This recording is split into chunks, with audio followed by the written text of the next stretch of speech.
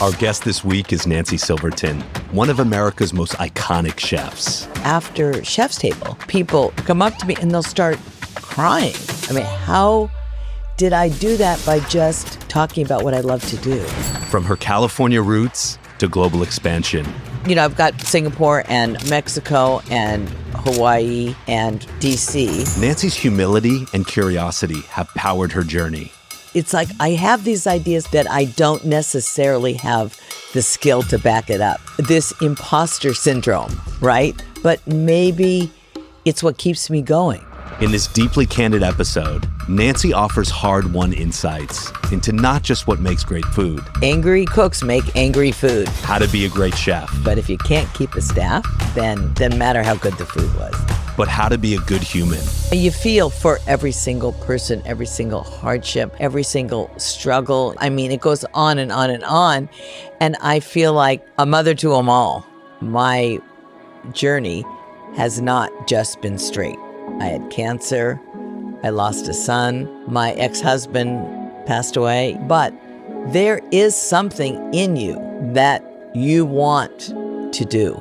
I take it for granted that I found what my purpose in, I guess, life is. And I think everybody has a purpose, no matter what it is, and you got to find it. This show exists because of you, our listeners, our viewers, our global community. On the Pass is a show that celebrates people, the icons, the innovators, the creatives, the builders, using food, travel, and gathering as a way to connect and move ideas forward.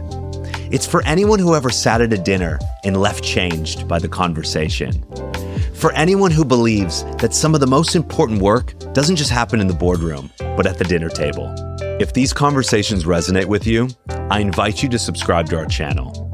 This allows us to continue to grow our community and bring you more stories from around the world. We're just getting started, and I'm so glad you're here.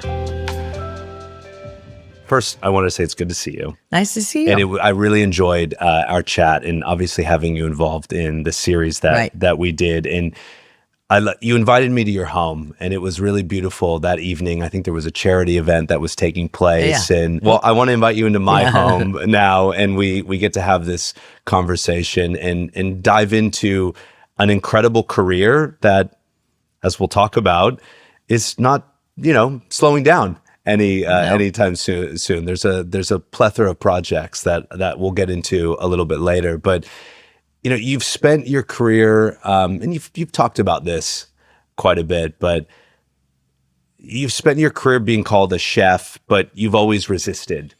You've always resisted that. When people don't understand who you really are, what do they usually miss? Like, what are they missing? So if they're thinking of me and putting me up on that throne of a chef, let's say, and everything that goes with that, that's when they're mistaken. And, the other day I was flipping through a Jeremy Fox, his latest book, but I was reading his introduction, and I was really taken with it because he said exactly how I've felt, and I never knew how to say it. A lot of people, and I see more and more, have this imposter syndrome, right? Where, wow, we're really faking it, right? And they're really falling for it. Mm-hmm. But he said that his failing, and I don't know if he called it a failing, but what he's saying is his ideas are much more ahead of his skills. And that's a problem for him. And I see that for me too. And it's like, wow. That's so interesting. You also have that. It's like, I have these ideas that I don't necessarily have the skill to back it up. And there's that kind of, not tug of war, but yeah, but it's a push and a pull. There's that push and a pull. And I've never heard anyone else say that. I don't think I've ever heard that. But can you understand what I'm saying? That resonates with me so much because we're all sprawling with ideas oftentimes, but execution ends up becoming the most difficult thing. And I think I've had ideas in the past that I'm just now getting to the point where I probably have the ability, the knowledge, the emotional intelligence, and the team to be able to execute it. That's fascinating. Yeah, and it really resonated with me. It's like, yes, that's, I have that, and it's difficult, but maybe it's what keeps me going. Right now it's a big gap, let's say, which I don't know how big it is, but there's a gap there. And maybe I'm thinking, if I continue to work and continue to maybe talk, we never arrive, though. Or we never arrive. Which is kind of okay Yeah. as well, because we keep pushing. Yeah. We keep striving for something. Because there are a lot of people that have come up to me. So what does it feel like now that you've arrived? It's like, I have not arrived and I am not finished, And so maybe that's another reason when someone says, so when are you retiring? It's like, I can't retire because I've got all this, I've got so much more to give. Even if the gap is this small, you're still trying to get right. there. I got a lot of work still to do. That's how I feel. At what point did you realize your work extends far beyond the kitchen? Because even what you're talking about now, of even whatever that gap is, part of that gap can be filled by great team members, great partners, other people who bring life into projects. But Right. I think so much of what you do as well is beyond the kitchen. It's you're an icon in the space. And you, even when we did this post that is still going viral of when you said, I'm not a yeller, I'm not a screamer, I'm not, and so many people were praising you, obviously knowing that they've been in situations, whether they work in hospitality or not, or just general business, that they haven't been treated well by a boss, or they haven't, had the right team or the right culture. And I think so much of what you do is in the kitchen and outside of the kitchen as well. Well, I think, first of all, when somebody grows up in an abusive, dysfunctional household, right, they are going to raise their kids in a inappropriate, let's just say, method or manner. I didn't grow up in one of those households, nor did I grow up in the restaurant business in one of those kitchens. So, and I didn't have a lot of bosses. So I say my bosses were Jonathan Waxman and Michael McCarty and Wolfgang Puck, and that was really it. And they were really good mentors for me. And it's not that long ago, and that really was after Chef's Table, when the amount of people then and the amount of people now come up to me, and some of them will say, and they'll start to talk and they'll start crying. And in my head is, you're crying, right? But they'll talk about how, I guess, influential or how much I inspired or changed their lives. And I'm just cringing inside thinking, me? I mean, how did I do that by just on the show talking about what I love to do, right? And yet the effect it has on people. Yeah. It's profound. Profound. Well, I mean, people gravitate towards people who I think are vibrating at whatever, at a level of being their authentic self, and I think which I didn't understand. I thought, okay, Chef's Table, I got nothing to tell, It was a great episode. You had plenty to say, but I think the editors had plenty to do. Yeah. I mean, they must have, because I didn't see that either, but they may have woven it in a way that must have really affected a lot of people. But that was shocking to me. Yeah. Minus the shock, it has to feel quite good though. Oh, as of well. Course. Of course. Because I think all of us here in this life, for me, I want to leave this place better than I came into it. And by the way, it's getting increasingly more challenging. Yes, but it's getting much more difficult to do that. And that's why, I always say, with this show, we just want to celebrate the icons and innovators who are moving food and hospitality culture and doing it with integrity, doing it with authenticity, just being their authentic self. And again, being their perfectly imperfect, authentic self. Yeah. Because many people have made mistakes. They will continue to make mistakes, but it is inspiring to see people live their dream and achieve certain goals, you know, and I think it encourages people in their own lives to be like, you know, I can do that as well. Mm-hmm. But I think what they don't always realize, and we'll get into this, is like the struggle and the pain and the difficulty and the sorrow of that hero's journey. You know, like you said, the ups, the downs, the side to side, you know, life is not a straight path towards success. No. You know, there's a lot of bumps and bruises, you know, along the way. But I think that's kind of what makes it beautiful. Right. If it was all easy, everybody would do it, and it kind of storytelling wouldn't be that interesting necessarily. No, but I think you have to realize that, you know, all you appreciate when you are on the other side of the bump, right? It's so true. You said, and this, we're going to get into a little bit food here. You said, I figured out early on what people want to eat, and then I gave it to them. It sounds really simple, and especially like as business owners or people are kind of listening to this. But most people overcomplicate things. They overcomplicate businesses. They overcomplicate their lives. How did you learn to trust your instincts? When did you first really start trusting those instincts and knowing that, okay, I understand not only myself, but others?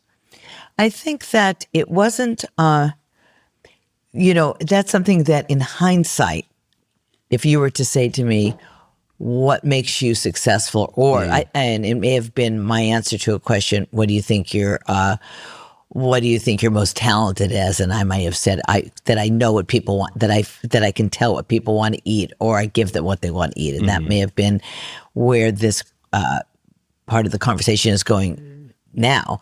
And I think it's not so much that I'm saying, okay, what do people want now?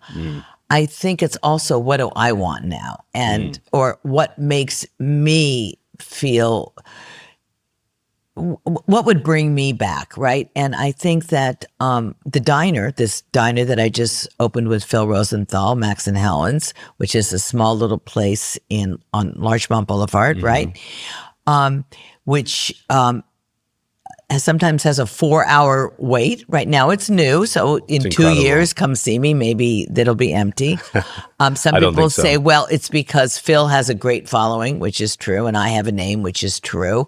But is that the reason, or is the reason because somebody is really craving a tuna melt or a waffle or a pancake? But given the wait that people are willing to wait for, I think goes to show that that's what they feel like eating. Now, yes, you can get very complicated, but in the end, I want to eat a meal with people that I enjoy being with, and I want the food to feed that meal, but I don't want that food to take over the meal. And that's how I've always been.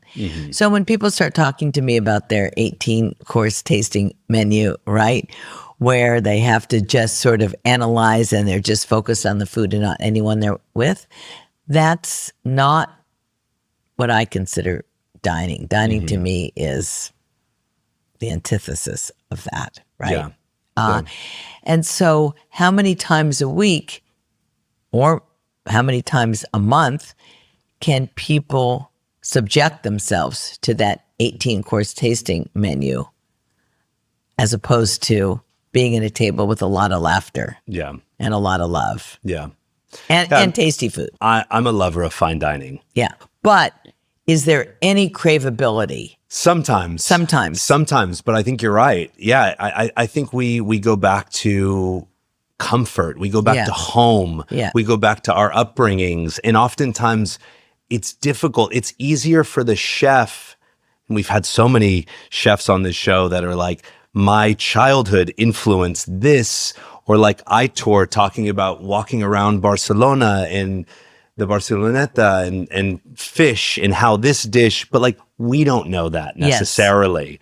Whereas like the more comfort things, it's like, oh, I remember woke up in the morning and my mom used to make waffles on the weekend. And you're like, they weren't great, but like, this is like the waffle that I always wanted or something like that, you know? And it's like food that hugs. I'm always looking for things like like if it's a hug, it's like, oh my gosh. It's incredible. But then, you know, we all have our flavor wheel. We all have that palate that resonates with them, right? I don't think I've ever heard that flavor wheel. I like that. Yeah. You know, and it's ingrained in us from our upbringing and all of that. I think you can develop out that flavor wheel, or you can expand and contrast that flavor wheel as you get older. But it's there. It's there. Yeah. It's so interesting. I'm a huge proponent of my friends who are, and you know how difficult it is in fine dining, who are putting so much of themselves into these experiences. But yeah, it's more for the art and the spectacle and a unique experience, you know, a unique exclusive experience.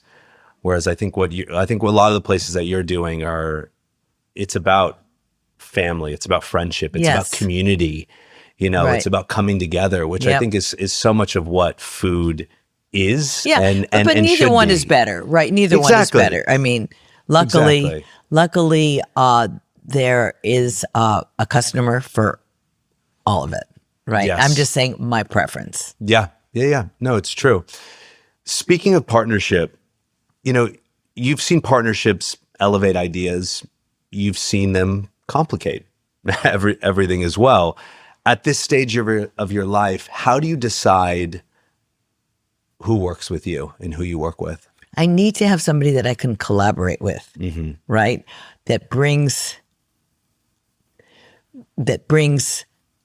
ideas to me, that can take my ideas and expound on them, right? But I need that. I'm not a one-person show, and I welcome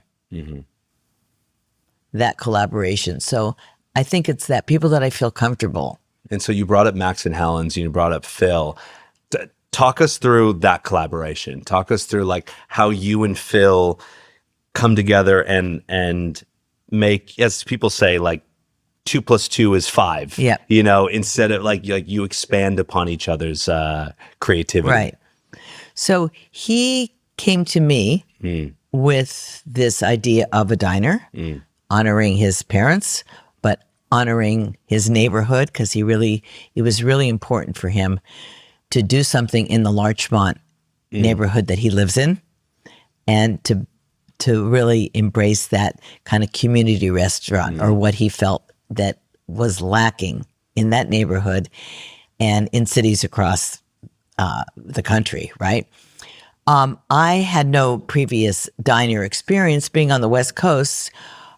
Hearing about diners or reading about diner foods, it's like, oh, coffee shops. And I don't mean the hipster coffee shops of today. I meant coffee shops that I grew up with, Ships, Tiny Nailers, Norms, Dupars. Those were coffee shops. So are they also diners? Well, diners, I think, were much more smaller. But what did it mean? Big menus or generous menus, breakfast all day. But I didn't know any of those diner classics. And so that's what Phil brought. Now, as far as you're saying, what was the collaboration or the partnership or the relationship, you know, right away, it was Phil's money that opened this place. So it's Phil's place. So I could do I could tell him or fight for us, let's say a certain dish or idea as much as I want. But in the end, he ruled because it's his money. I didn't, it wasn't my money. But he knew what he wanted, and I think he really helped with the menu. I really do. Certain things, let's say I wanted to do, let's say a pancake.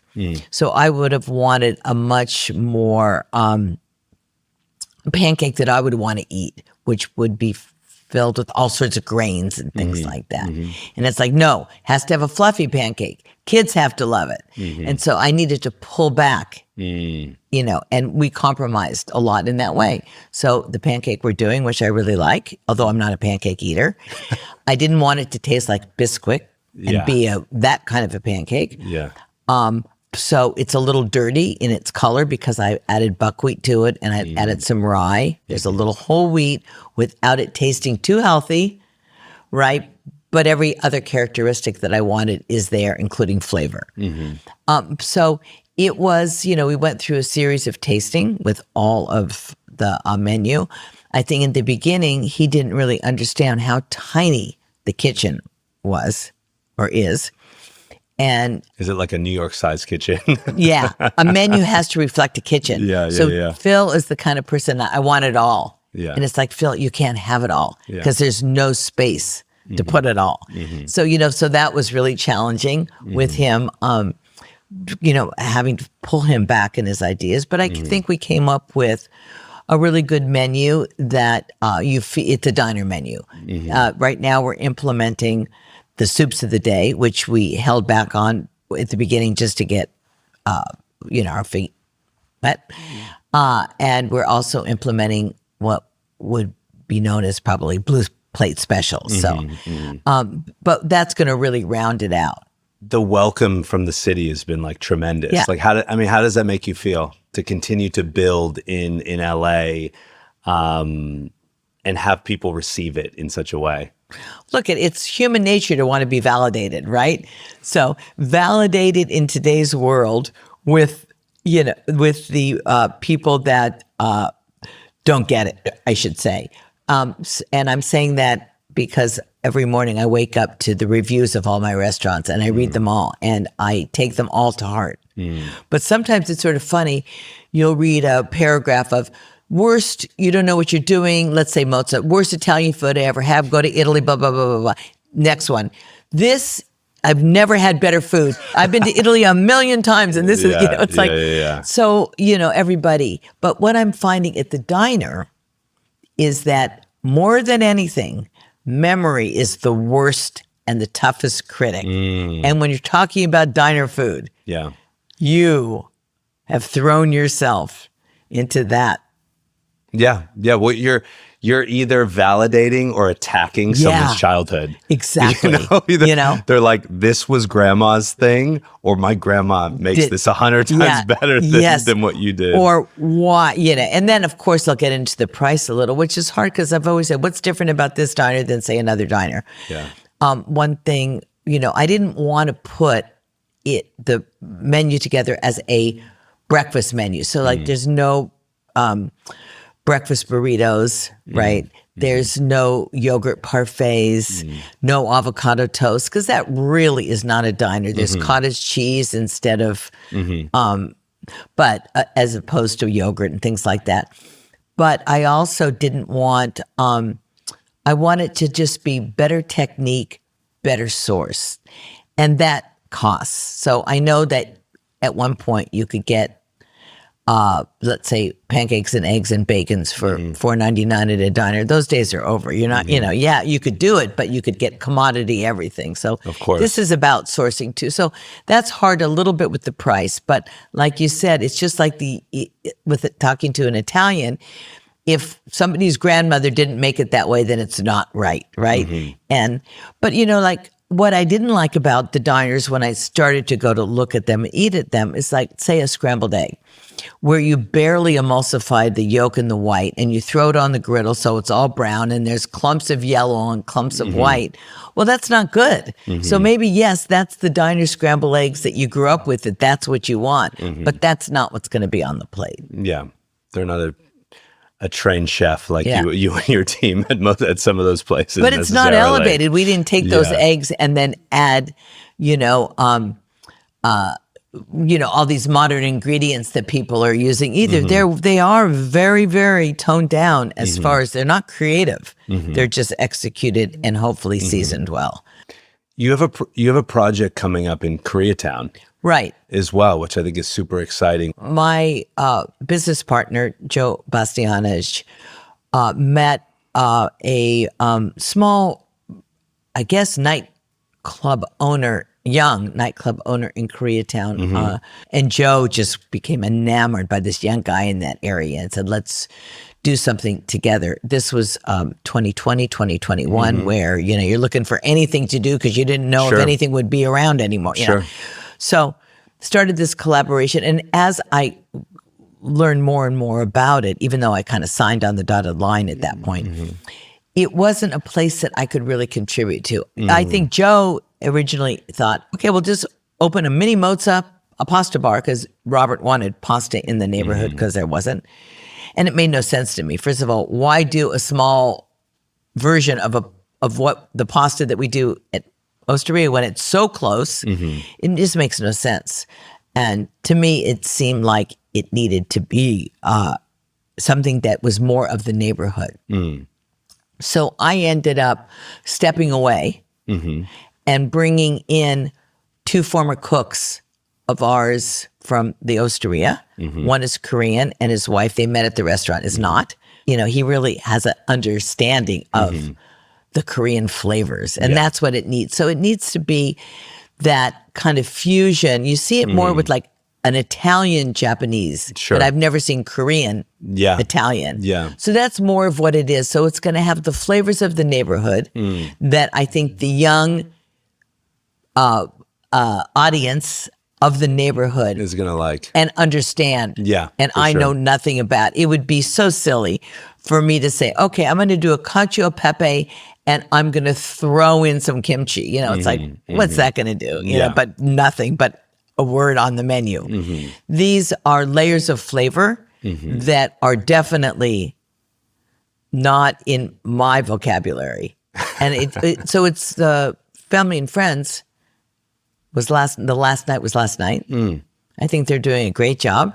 Some tweaking they have to do, but I think it's going to open in like a week. Wow! So it's there. I saw an Eater article about it. That was kind of exciting. Yeah, it is, and it was exciting. Then I went through the tasting with them, and I gave them my 2 cents from my Italian knowledge of how to bridge that gap better. So to maintain certain Italian roots, but allow them to add that. With the Korean flavors but still make it feel and authentic. sensibility. But the authenticity really matters, you know, and you don't want some Jewish white girl opening up a Korean Italian pasta bar in Koreatown, right? Nobody wants that. No, nobody wants that. Well, I think if you did, people would be okay with it. I think it's good, and it's not going to be for everyone. If you're talking about that color wheel of flavor, right? That's inbred with you. If yours is strictly Mediterranean or Italian, you're going to go there and say, "Yeah, it was really tasty, but I want capers and anchovies," right? Then that's fine. But there's going to be a whole lot of people that are going to understand that. So it's going to be good. There's a question I asked. This is something I asked Dan Barber many years ago, but I think it's kind of interesting because, like, what do you think we'll be talking about 20 years from now as it pertains to food? You know, are we going to be complaining about the same thing? Well, you know, remember low fat in the 90s? Everything was low fat. Everything needed to be. You know, we go through these ebbs and flows of culture, but you, as someone who has had such an impact on culture, I'm just curious to see what you think. Okay, so I shouldn't say the low fat, but definitely the healthy components, right? So not talking about, hopefully all that processed food is eliminated, right? But I hope we still have the awareness, because this is an issue that's never going to be solved, is our sourcing and sustainability. So I hope that's a conversation that's still happening, and there's enough people that are still interested in, because I don't think it's anything that's ever going to be solved, right? No. But that whole processed food that is part of so many people's diets, maybe that can quietly go away. Yeah, I mean, so much of this country, and we're imparting so much of what we do fast food wise and all of that into other countries in the world are on ultra processed foods. And it's funny. It's like, even if we get ahead, we have brought that culture elsewhere, and it's rampant. I mean, you know, the fast food chains are, I think, expanding more internationally than they are in the United States, because they're imparting these flavor profiles and getting people hooked on these highly engineered foods. Right. But, you know, I hope a conversation also is the importance and the awareness of affordable food at a nutritional level, right? How do we get there? But like, Well, because, you know, it's like, I remember when I had Dan Barber on, he was on Obama's nutrition council. I know. But it's like, how do we actually get there? Because we've talked so much about there aren't food deserts, there are nutrition deserts. Yeah. There's food in these places. Right. They just lack any real substance at all. And some of them do come at too high of a cost, right? But I mean, like, so look at Dan Barber was on Obama's you know, right? Do you think with this current presidency, right? I think he's trying to move. Yeah, we're moving in a different direction. Animal protein to the top of the not only nutritional chart or dietary chart, but it's like, oh, that does not belong up there. So again, it's having the right people in the right place, right, to have that conversation. But I think affordable food is so important. Yeah, no, it is. Again, I wish I had answers to be able to solve like these problems, because ultimately it's even in your business. We talk to so many chef friends and they're like, listen, sometimes the food should be more expensive because we're trying to support a staff and a team and like as a consumer, we don't like hearing that, but sometimes the food should be more expensive, you know. But how do we? Yeah, it's you know, it's a topic that I think will continue to evolve, and I think it involves politics, it involves culture, regionality, it just involves like everything, and a living wage is so important. So when, you know, I hear restaurateurs like complain about what they're paying a dishwasher. A dishwasher is such an important part of a restaurant. 100%. Right? And 100%. a dishwasher has a life. Mm-hmm. Right? And so for me, I have no problem with those kinds of expenses. Yeah, because they're a vital part of the team. Yeah. You know, it's like the cog in the wheel doesn't move unless you have all of the appropriate team members. I was looking back at you know, when you look back at like La Brea or Campanile, what out of these events, you know, what changed your life, not just your reputation? Essentially, like, what did running La Brea teach you that cooking couldn't? You know, when I first thought about, when I fell in love with cooking, when I fell in love with that feeding people and the joy that I would get in bringing them joy, right? Mm-hmm. That's what drew me to this business. Mm-hmm. And I thought, in a restaurant, that's the only thing that matters. Cook good food, you'll be successful, right? Yeah. And so it was really kind of eye-opening to me when I had Campanile, right? Mm-hmm. First restaurant, to realize that you can cook good food, but if you can't keep a staff, right? If you can't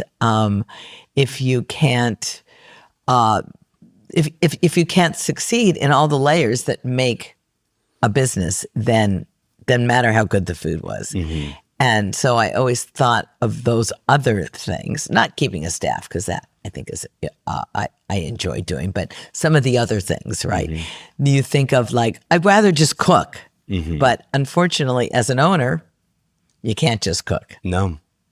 Yeah, there's so many different components to building a business and growing a business, you know, and bringing customers in, you know. And I realized that pretty early on, that you got to do the events that you do around the country. You know, you have to, because my responsibility to my staff and my business was to bring in customers. It still is. Yeah, and it still is. That doesn't change. It still is in a lot of ways. That doesn't change. Yeah, it doesn't stop. A lot of your peers, and we were talking about this earlier, but a lot of your peers are slowing down. You're opening diners, pasta bars, steakhouses. Why keep building? you know, what does it give you? Again, it's not like I'm denying the fact that, yes, I'm getting older, or yes, I am of that retiring age. We could just deny. We could just deny. Yeah. I know it's all there. And yet, again, I still have what I feel like I still have all of the enthusiasm that I had when I was 20 years old. I don't feel any different. I still get excited by the same things. And it still is, it just moves me and drives me. And had I say, I'm going to step away, I think I'll take 6 months off. I'm going to go. I think it's not that I'd be bored. I just feel like I wasn't fulfilling. That I wasn't fulfilling what I need to fulfill. Mm-hmm. How do you make it through the difficult times? Like, what's a difficult time? When team members are struggling, when you have to close a restaurant down, or you have to shuffle a business or something like when you say I'm the same way. I get excited every single day, but there are realities of life, and also sometimes like I have such empathy for people. Like I have team members that are dealing with family issues. Yes. And I know. I'm there. I want to be there for them. Yep. I can't take it all on, but I also I feel it. Yes.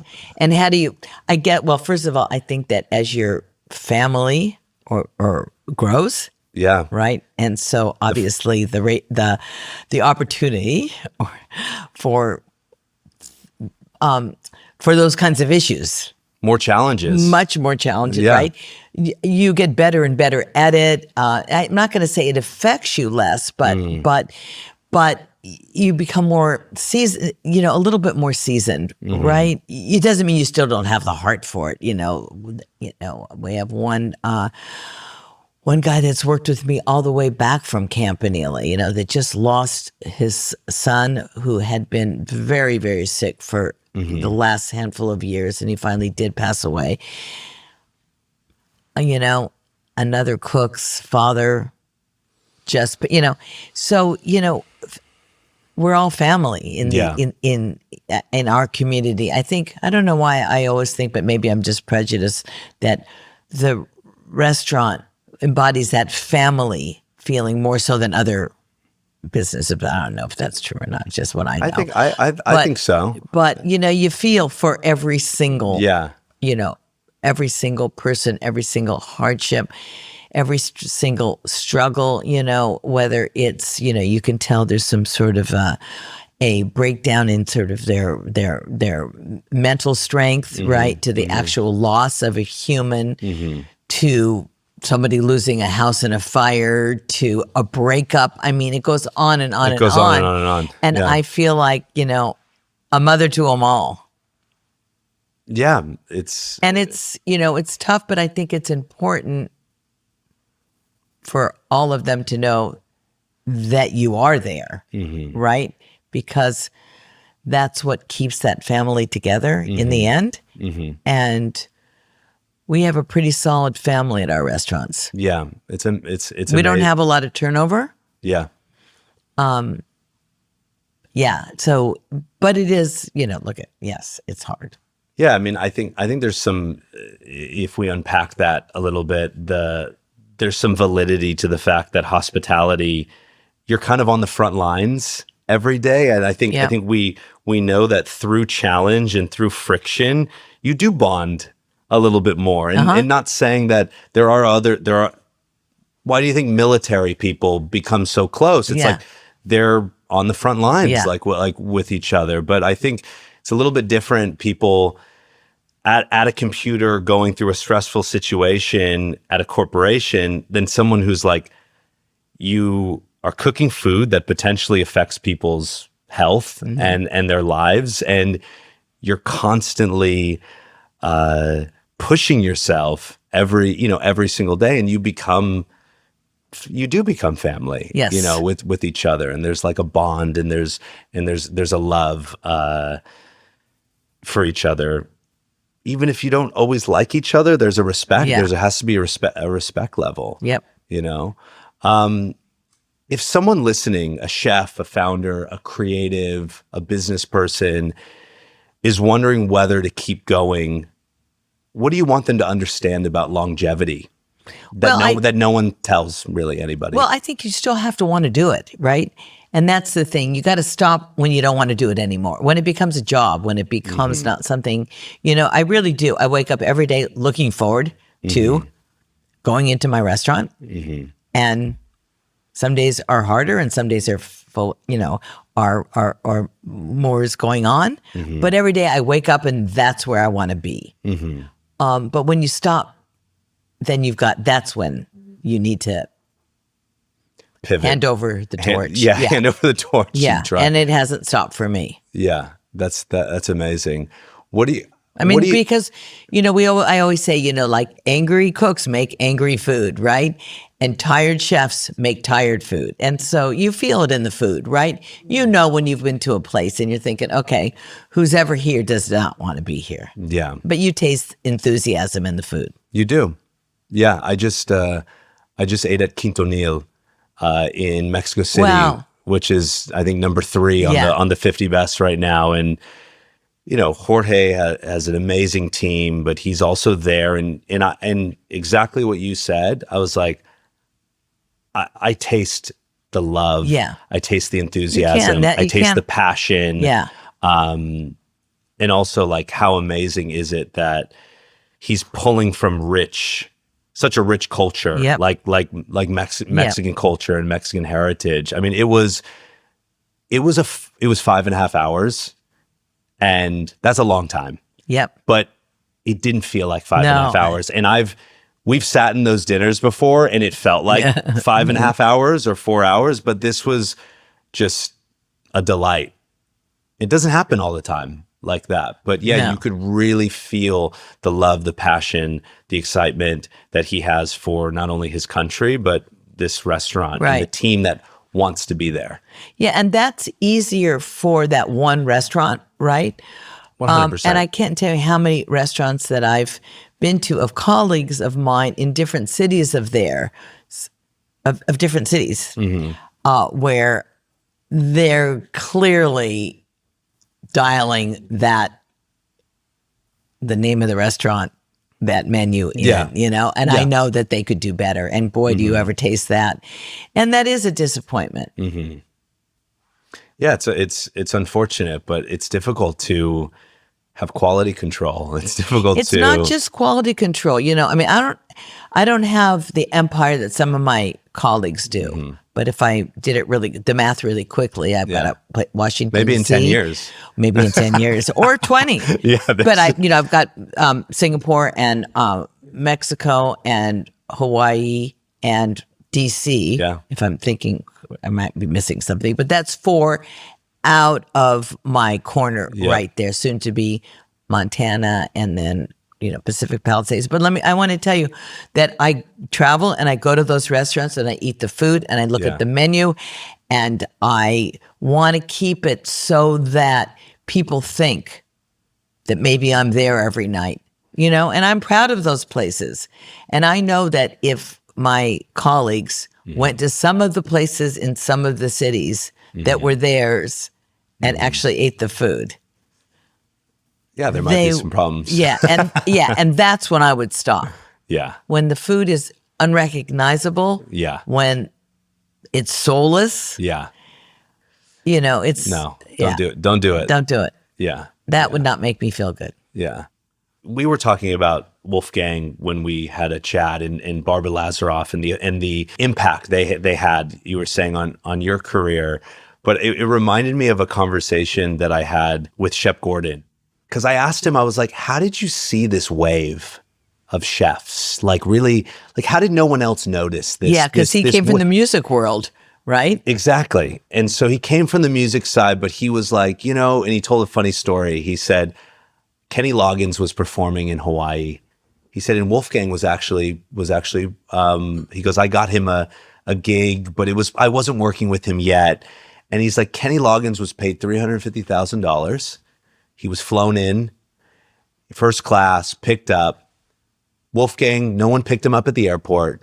He was in the back of the plane, but he said the line for Kenny Loggins was about 30 people. The line for Wolfgang Puck was about 100. Smart. And he said the writing was on the wall. Yeah, because I remember I was there when he created this chef's, when he put Island it out Alive there. Culinary. Well, no, but before that, I remember there was a meeting at Post Trio. I'll never forget it because I was just the pastry chef for Wolfgang at Spago. Mm-hmm. Or I'd come back. I wasn't, it was the second time I was at Spago. Anyway, I remember this name, Chef Gordon, that I had never heard before. And I remember he invited, he cherry-picked chefs from around the country, like, Roy Yamaguchi. All the people that he Emerald felt that not that they were being exploited, but that they, in their own right, deserved a lot more. And I remember they were all at Post Trio, and there was, 25 of them that he invited for this meeting, and he told them what he felt that they deserved. And that was like, oh, wow. It really set the tone. Yes. And, and kind of what I'm getting at is, and it's amazing you were around during that time, I feel like so much has changed, but I also feel like, and we were talking to Kwame Onwuachi about this, is like, since Shep did that with Wolfgang, and it really paved the way for chefs to become the rock stars, for Bourdain to become Bourdain, for all these culture creators to do things. But it's still such a challenging career in the sense that, Shep was able to, he said, I create highways, like stop taking calls, tell them to call me, and let me sift through and see what the opportunities are. Right. But like, if you look at what he was doing in music or what people do in film or television or art, there still is like this track for chefs where it's sort of restaurant, and then you get a book deal, and then maybe you do an endorsement here or there. It's still becoming, I think, in a lot of ways. And I think individuals, but it still has come a long way. Like nobody 100%. thought that a chef could ever 100% be I mean, in that level. He was saying Roger Verger would say at the time, like, the chefs don't leave the kitchen. You had the GM in the front. They were the touch point with the guests. They were the hospitality element, and the chef stayed in the kitchen. And so that changed culture in a way that really brought chefs out of the kitchen. What I'm excited to see is, how does that continue to evolve? And it is continue. I mean, look at Thomas Keller, certainly has some sponsorships there. Yeah, absolutely. Julia Child, on the other hand, she said she would never take, or she would never be a spokesperson for any product, right? So, but there are a number of chefs that have done, I think, really exceedingly well. Yeah, but I think it's becoming, increasingly. There's more opportunity, but it's more challenging at the same time with social media and even what we were talking about earlier. I remember Aitor Zabala had said to me, he's like, back in the day, you used to get a cookbook and you treasured it. It was like, and you spent a lot of money on it. It's like, nowadays, like, the kids don't need to collect cookbooks, or they don't need to do any of that. They go on TikTok, they go on, they have all their recipes on a Google Drive type of a thing. It's changing completely. And has changed, right? I'm still old school. I still like cookbooks. I like to support cookbook authors. I'm still a cookbook author. But very true. That is becoming obsolete. All you got to do is open up the Google and find anything you want. What most excites you about 2026? Wow, that when you throw that word most, it means like something that didn't excite me in 2025. So, I do have a couple projects, I should say, that will probably happen in 2026, a restaurant in Bozeman, Montana, and a restaurant in Pacific Palisades.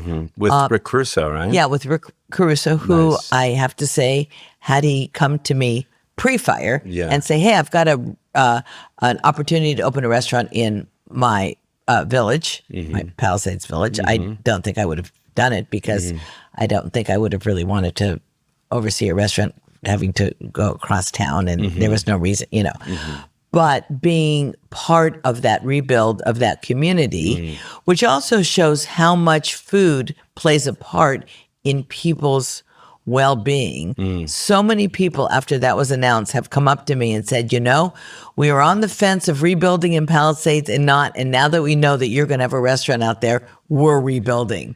So that's amazing. That's why I'm doing it. Yeah. There. But wow, what excites me the most, I gotta say, that's probably the hardest question because it's sort of just a continuing of what I'm doing, Yeah. Opportunities that come my way. Continuing to be you. I became so close to 3 days ago going to India to cook pizza. And then it got canceled, right? Oh, no. But I love that kind of opportunity. Have you been to India? Never. To get to go to places. Me too. To get to go to places. Because for me, I love new places, new inspiration, new people to meet, but I don't do it on my own. I wait for that cooking. Who are you going to be cooking with? Whatever the richest man in India's name, who last summer came to me 4 days or 5. These are how these wealthy people's minds work. It's 5 days before his daughter's wedding, wanted some more people to cook the food, right? Yeah. So it's can Mozza come out and have a station? It's in 5 days, right? It's for 1,000 people. You're yes, I know you're running an empire, but I have a bit of an empire as well, and I can't just leave like that. But so this, I almost got there, but anyway. So what, when you say what excites me, it's just everything that's excites me. The opening of 2 restaurants, improving the restaurants that I have, and continuing to put love, the surprises, that come along, the everyday magic, and the opportunities of connection and community, and also hopefully just being able to relax in Italy. But see, I do. As well. And that I do. I carve out my little special time. But, when you say, what do you do in Italy? How do you relax when you go to Italy? Because I try to get there for 6 to 8 weeks in the summer. I've heard you say this. You cook. I cook. I get to relax because that I don't get to do enough here. So that certainly feeds my soul. Because I think, what was it, last year, you hosted all these dinners and charity. I know you sold these dinners for charities and stuff like that. And I have 3 this summer and 2 in the fall. That's a lot of work, though. That part is a little bit more work because it's a little bit more pressure because I got to be food on the table by 6. But the leisurely cooking that I just do, that is how I relax. Yeah. What's a life lesson you can leave us with? Anything that's cliche, follow your heart, that kind. I when I think about how lucky, look I've had certainly my journey has not just been straight, right?